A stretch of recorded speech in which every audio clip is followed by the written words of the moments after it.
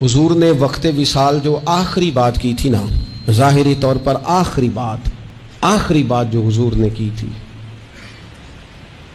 میرا خیال ہے کہ محبوب کی تو ہر بات ہمیں جان سے زیادہ پیاری ہے، لیکن ایسی باتیں جو ایسے مواقع پہ کی گئیں جو مواقع بڑے نازک ہیں، ان مواقع کی باتیں تو زیادہ قابل توجہ۔ آخری وصیت جو حضور نے فرمائی تھی وہ دو باتیں محبوب نے فرمایا تھا، ایک نماز کا خیال رکھنا اور ایک فرمایا اپنے غلاموں کا خیال رکھنا۔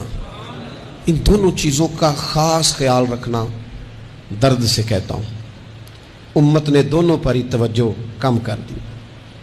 سستیاں، کمزوریاں، غفلتیں، بہانے، بلا وجہ کی حیل و حجت۔ نماز کے معاملے میں بھی موسم گرمی کا آ جائے یا سردی کا، نماز 4 بجے ہو یا 5:30 بجے ہو فجر کی، سو رہے لوگ، سمجھتے ہی نہیں بات کو۔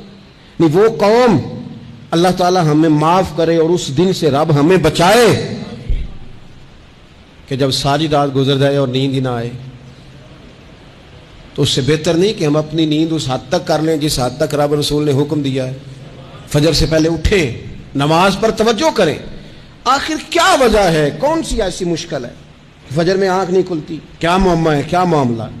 اٹھیں، بڑی آسانیاں ہیں، نماز پر غور کریں، توجہ کریں اور اپنے غلاموں کا، ملازمین کا، خدمت گزاروں کا خیال کریں، ان کی چھوٹی چھوٹی چاہتوں کا خیال کریں۔ آپ کا غلام کبھی غلام نہ سمجھے، آپ کا خادم نوکر کبھی اپنے آپ کو نوکر نہ سمجھے، اعزاز سمجھے اپنے لیے۔